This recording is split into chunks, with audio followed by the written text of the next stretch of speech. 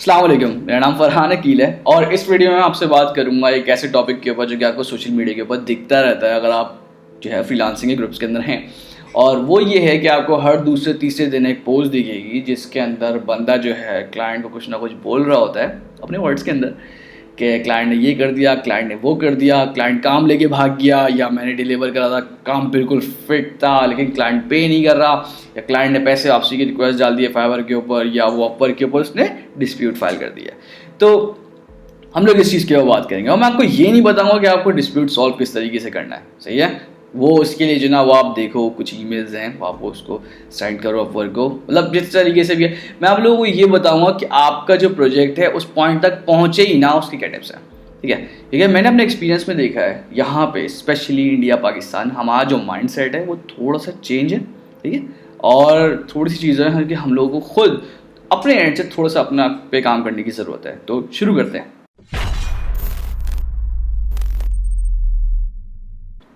तो मेरे अपने एक्सपीरियंस के हिसाब से 3 चीज़ें हैं जो कि कनेक्टेड हैं आपस में और आपको उन चीज़ों के ऊपर ध्यान देना चाहिए। अगर आप उन चीज़ों के ऊपर ध्यान नहीं दोगे तो प्रोजेक्ट के स्टार्ट के टाइम पे ही क्लाइंट का एक माइंडसेट बन जाता है कि ये बंदा काम का नहीं है।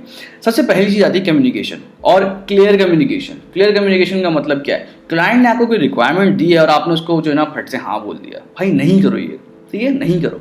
रीज़न क्या है कि बाज़ औक़ात ना क्लाइंट आपको प्रॉपर रिक्वायरमेंट नहीं दे पाते, क्योंकि आपको, मैंने सॉफ्टवेयर डेवलपमेंट के अंदर एक चीज़ देखी है कि अगर मुझे कोई रिक्वायरमेंट मिलेगी ना तो वो एक पूरा डॉक्यूमेंट होना चाहिए और डॉक्यूमेंट डिटेल डॉक्यूमेंट होना चाहिए जो कि एक पेज का नहीं होता था, ये 1-2 पेजेस का नहीं होता, वो डिटेल डॉक्यूमेंट होता है।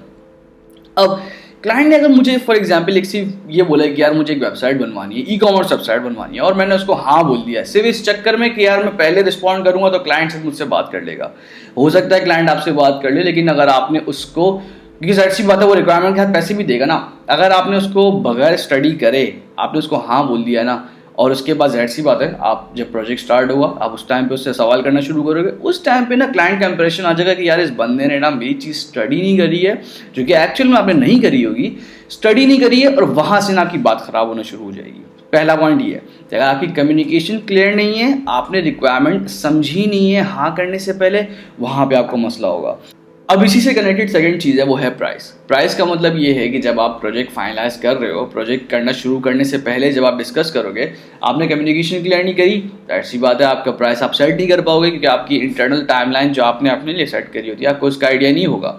आपने एक एस्टिमेट सोचा हुआ है कि यार मैं 1 हफ्ते के अंदर ई-कॉमर्स साइट बना लूँगा, आपने जहन में सोचा हुआ था, लेकिन आपने उसको क्लियरली अंडरस्टैंड नहीं करा था। वहाँ पे फिर आपने उसको जो है ना क्लाइंट से ना प्राइस की बात करी ठीक से, आपने एक रैंडम कोटेशन उठा के दे दिया, समझ लो ई-कॉमर्स साइट आप लोगे $500 की। वैसे मुझे यकीन है इससे कम में भी काम हो जाता है, लेकिन आपने एक सेट रखा हुआ था $500 का, उसके आपने प्रोजेक्ट ले लिया, तो ये क्लाइंट ने किसी तरीके से आपका प्रोजेक्ट दे दिया, काम शुरू हो गया। Then mid of the time जो है ना आपको ये रियलाइज़ हुआ कि डॉक्यूमेंट के अंदर ये कुछ जगह ऐसे पॉइंट लिखे हुए थे जो कि कस्टम इम्प्लीमेंटेशन थी। अब प्रोजेक्ट स्टार्ट हो गया, सही है। प्रोजेक्ट स्टार्ट होने के बाद आपको ये एहसास हुआ कि पहले आपने रिक्वायरमेंट सही तरीके से स्टडी नहीं करी थी, उसके बाद आपको एहसास हुआ कि यार ये काम तो ज़्यादा का है और मैं इतने में नहीं कर सकता। आप उसको बोलोगे कैसे? हम लोग क्या गलती करते हैं, हम लोग बोल देते हैं यार इंक्रीज योर बजट, ठीक है, इंक्रीज योर बजट या दिस। देखो यार, आपने पहले ही अपना बैड इंप्रेशन दे चुके हो क्लाइंट को स्टडी नहीं करके। जब आप उसके बाद क्वेश्चन करना शुरू करोगे ना प्रोजेक्ट स्टार्ट होने के बाद, तो उस टाइम पे उसको लगेगा कि यार इस बंदे ने पहले स्टडी नहीं करा है। उसके बाद वही जले पे नमक छिड़कना कि जैसे ही आपने उसको बोलना शुरू करा कि यार पैसे बढ़ा दो, उसका और दिमाग ख़राब हो जाएगा।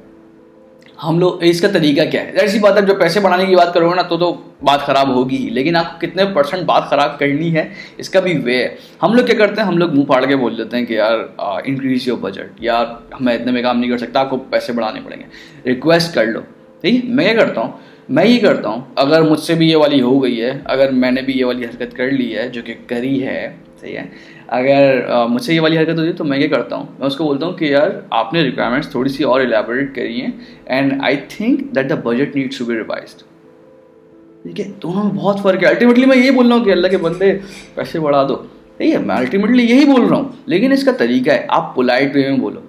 और हम लोग नहीं बोलते ऐसा, सही है, हम लोग ऐसे ही नहीं करते, हम लोग पोलाइट वे में नहीं जाते। But I would personally recommend कि जब आप फ्रीलांसिंग प्लेटफॉर्म के ऊपर काम कर रहे हो, जितना पोलाइट हो सके आप उतना पोलाइट रहो, ठीक है। ये पोलाइटनेस जो है ना वो आपको डिस्प्यूट से बचा लेगी अर्ली फेज के अंदर ही, क्योंकि डिस्प्यूट का जो फेज है ना कि उस बंदे ने फ्रस्ट्रेशन के अंदर आके पैसे वापसी लेने के लिए जो है ना डाल दिए रिक्वेस्ट, वो जो है ना वो बिल्कुल लैंड आएगी। ये पहले इन फेज से होकर गुजरती हैं सारी चीज़ें। तो क्लियर कम्युनिकेशन देन प्राइस। इसी से रिलेटेड थर्ड चीज़ आ जाती है, वो है माइलस्टोन्स। माइलस्टोन्स का मतलब ये है कि आपका एक प्रोजेक्ट डिफरेंट सब प्रोजेक्ट्स के अंदर डिवाइड हुआ है कि आपका अगर एक प्रोजेक्ट $1000 का है तो आपने उसको डिवाइड करा 4 पार्ट्स के अंदर कि वो $250 के माइलस्टोन्स बन गए। अब मैं पर्सनली क्या करता हूँ, मैं पर्सनली ये काम करता हूँ कि अगर कोई प्रोजेक्ट छोटा है, 1 मंथ तक की लेंथ का है, तो मैं क्लाइंट से बोलता हूँ कि यार आपको बीच में टुकड़ों में तोड़ने की ज़रूरत नहीं है, आपका जब पूरा प्रोजेक्ट कंप्लीट हो जाए तो आप मुझे पे कर देना। हम लोग क्या करते हैं, हम लोग वीकली बेसिस के ऊपर चले जाते हैं या हम लोग बाई वीकली बेसिस के ऊपर चले जाते हैं, हम लोग टास्क की बेसिस के ऊपर चले जाते हैं। भाई हर किसी के ना अपना वे है और हर किसी की अपनी मर्जी है कि वो क्या चाह रहा है। मैं ये रिकमेंड नहीं करूँगा कि मेरे चक्कर में आप अपनी चीज़ें चेंज करो, मैं सिर्फ आपको एडवाइस कर सकता हूँ कि मैं किस तरीके से काम करता हूँ। तो अगर कोई छोटा प्रोजेक्ट है तो मैं उसको बोलता हूँ कि यार आप पूरी प्रोजेक्ट जब कंप्लीट हो जाए ना आप उस टाइम पेमेंट कर देना। और जाहिर सी बात है, जब उसने एक माइलस्टोन बनाया हुआ है, उसने ऑलरेडी अपने पैसे फंसाए हुए, तो मैं उससे अपफ्रंट नहीं लेता, स्पेशली अपवर्क के ऊपर, कि उसने जब ऑलरेडी अपने एस्क्रो में डाले हुए पैसे, तो मुझे क्या ज़रूरत है यार उससे पैसे लेने की। मैंने अपना काम अगर सही करा हुआ है ना, और अगर इन केस अगर डिस्प्यूट आया हुआ है और मैंने अपवर्क को प्रूव कर दिया कि हाँ भाई मैंने काम सही करा हुआ है, आगे से गलती है, तो अपवर्क जो है ना उस क्लाइंट को मसला करेगा, मेरे पास पैसे आ जाएंगे, मसला नहीं है इस चीज़ का।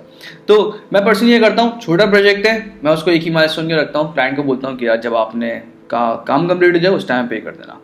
अब अगर कोई बड़ा काम है, फॉर एग्जांपल 3-4 महीने का जा रहा है, तो तब जब मैं माइलस्टोन्स डिवाइड करता हूँ ना वो मंथली बेस के ऊपर करता हूँ।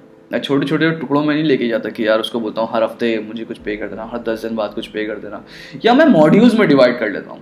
मॉड्यूल्स का मतलब ये है कि अगर वेबसाइट मैंने एक बनानी है तो मैंने उसके ना 2 मेन मॉड्यूल्स रख दिए, और ये बड़ा प्रोजेक्ट है सिर्फ तब 2 मेन मॉड्यूल्स रख दिए, फ्रंट एंड और बैक एंड, कि जब फ्रंट एंड कंप्लीट हो जाए तो आप मुझे इतने पे कर देना, जब बैक एंड कंप्लीट हो जाए तो आप मुझे इतने पे कर देना। तो मैं ये वाली चीज़ लेके चलता हूँ। अब ज़रूरी नहीं है कि आप मेरे चक्कर में जो है अपने डिसीजंस चेंज करो, but I would just advice कि आप प्रोजेक्ट्स को पोलाइटली लेके चलो और उसके बाद टाइमलाइन को समझो, रिक्वायरमेंट्स को समझो। रिक्वायरमेंट्स को नहीं समझोगे, जाहिर सी बात है आपने इनिशियली रिक्वायरमेंट नहीं समझी ना, आपको मसले आएंगे, सही है। तो यही 3 चीज़ें थी जो कि मेरे इस पर्सनल एक्सपीरियंस के हिसाब से आपको ध्यान में रखनी चाहिए, कि जिससे आप डिस्प्यूट्स होने से बचा सकते हो। ये आप उस पॉइंट के ऊपर जाओ ही नहीं ना कि जिसके बाद आपकी जो अपवर्क की प्रोफाइल बैड रेटिंग में आए या फाइवर की प्रोफाइल जाए तो या वार्निंग मिले, ऐसा काम नहीं करो। अगर लगा हो कि ये वाली वीडियो थोड़ी से फ़ायदे की थी या इस वीडियो से ये अंदाज़ा हो कि आप ये वाली हरकतें करते हो, तो प्लीज़ पहले तो नहीं करो, उसके बाद दूसरों के साथ शेयर भी करो, ताकि लोगों को पता चले कि यार कोई बंदा है जो कि मतलब ऐसी वीडियोस बना रहा है। तो अगर क्वेश्चन हो तो नीचे पूछ लेना, ठीक है, कमेंट सेक्शन में पूछ लो, मैं रिप्लाई कर दूंगा। थोड़ा सा टाइम लगेगा लेकिन मैं रिप्लाई कर दूंगा, ठीक है। तो इंशाल्लाह तब तक के लिए अल्लाह हाफ़िज़।